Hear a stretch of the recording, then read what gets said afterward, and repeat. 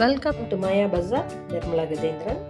இன்றைக்கு நாம் பார்க்கும் ரெசிபி அரிசி பாசிப்பருப்பு சாதம்.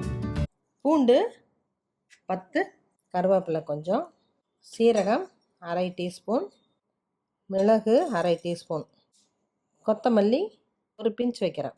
நல்லா காரமாக வேணுங்கிறவங்க இதோட வரமிளகா 1, 2 வச்சுக்கலாம். குழந்தைகள்லாம் சாப்பிட்றதுனால மிளகு மட்டும்தான் வச்சுருக்கேன். பூண்டை தவிர மீதியெல்லாம் வச்சு ட்ரையாக அரைச்சிருவோம். கடைசியில் இதையும் வச்சு அரைச்சிருவோம். கொஞ்சம் தண்ணி ஊற்றியும் அரைக்கலாம், ஆனால் ரொம்ப ஃபைன் பேஸ்ட்டாக வராது.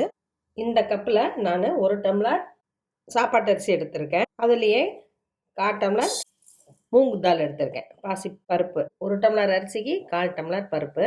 இதை லேசாக வறுத்தா போதும், ரொம்ப செவக்கக்கூடாது. லைட்டாக மணம் வர்றப்போ ஆஃப் பண்ணிடணும். அப்போ தான் சாதம் குழையாமல் வரும், வாசனையாகவும் இருக்கும். 2 நிமிஷம் மீடியம் ஃப்ளேமில் வறுப்போம். பச்சை வாசனை போயிடுச்சு, ஆஃப் பண்ணிடலாம்.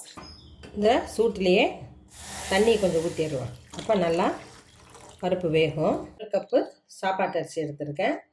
இதையும் ஒரு பாத்திரத்தில் போட்டு தனியாக ஊற வைப்போம். நம்ம குக்கரில் ஒன்றா தான் வைக்க போகிறோம், ஆனால் இப்போ இது சூடாக இருக்குது, அதனால் தனியாக ஊற வச்சுருக்கேன். நல்லெண்ணெய் 2 டேபிள் ஸ்பூன் ஊற்றிருக்கேன். கடலெண்ணெய் 2 டேபிள் ஸ்பூன்,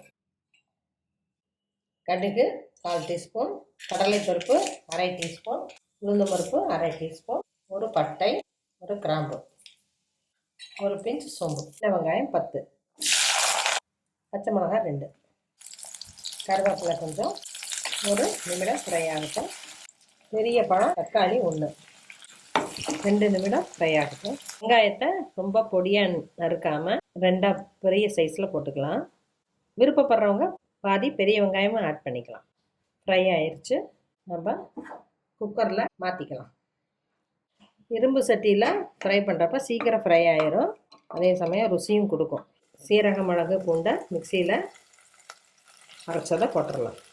இது ஒரு 1/2 நிமிடம் ஃப்ரை ஆகட்டும். ஒரு உலக்க அரிசிக்கு நம்ம 2 டம்ளர் தண்ணி ஊற்றுவோம். இதை மிக்சி கழுவி ஊற்றிடுறேன். இது 1 டம்ளர், இன்னொரு டம்ளர் ஊற்றுறேன். மஞ்சள் தூள் கொஞ்சமாக, ஒரு பிஞ்ச், தேவையான அளவு கல்லுப்பு. ஒரு உலக்க அரிசி, பருப்பு 1/4 டம்ளர், 2க்கு சேர்த்து போட்டுக்கோம். பருப்பு 10 நிமிஷம் ஊறிடுச்சு, அதையும் போட்டுடலாம். அரிசியையும் போட்டுடலாம். இந்த தண்ணியே நம்ம உப்பு டேஸ்ட்டு கூட பார்த்துக்கலாம். பத்தலைன்னா ஆட் பண்ணிக்கலாம். உப்பு பத்தலை, கொஞ்சம் போடுறேன். மஞ்சள் அதிகமாக போட்டால் மஞ்சள் வாசனை அடிக்கும், பருப்பு வாசத்தை அடக்கிடும். குக்கர் மூடி போட்டுடலாம். உடனே வெயிட்டையும் போட்டுடணும்.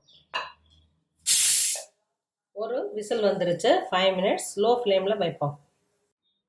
சவுண்டு அடங்கிருச்சு, எடுத்து பார்ப்போம். என்னோட சேனலில் பொங்கு பிரியாணி அப்படிங்கிற ரெசிபி முதல்ல போட்டிருக்கேன். அதில் துவரம்பருப்பும் அரிசியும் போட்டிருப்பேன். அது ஒன்று தான் வித்தியாசம். லேசாக பிரட்டி விட்டுருவோம். நல்லா வெந்துருச்சு, நல்லா உதிரியாக இருக்குது. இப்படி இருந்தால் தான் நமக்கு பிரியாணி சாப்பிட்ற மாதிரி டேஸ்ட்டு கிடைக்கும். ரொம்பவும் குழையக்கூடாது. குழந்தைகளுக்கு குறுக்குன நெய் போட்டு கொடுக்கலாம். அரிசி பாசிப்பருப்பு சாதம் ரெடி ஆயிடுச்சு. கண்டிப்பாக குழந்தைகளுக்கு பிடிக்கும். இதுக்கு கத்திரிக்காய் பொரியல், உருளைக்கிழங்கு வறுவல் இப்படி செஞ்சுக்கலாம். சில பேர் நல்லெண்ணெய் ஊற்றியும் சாப்பிடுவாங்க, அதுவும் டேஸ்ட்டாக இருக்கும். தயிர் பச்சடியும் பண்ணிக்கலாம். தயிர் ஊற்றி பச்சடி சாப்பிட்டாலும் ரொம்ப நல்லாயிருக்கும். செஞ்சு பாருங்கள், சாப்பிட்டு பாருங்கள். பிடிச்சிருந்தால் சப்ஸ்கிரைப் பண்ணுங்கள், ஷேர் பண்ணுங்கள்.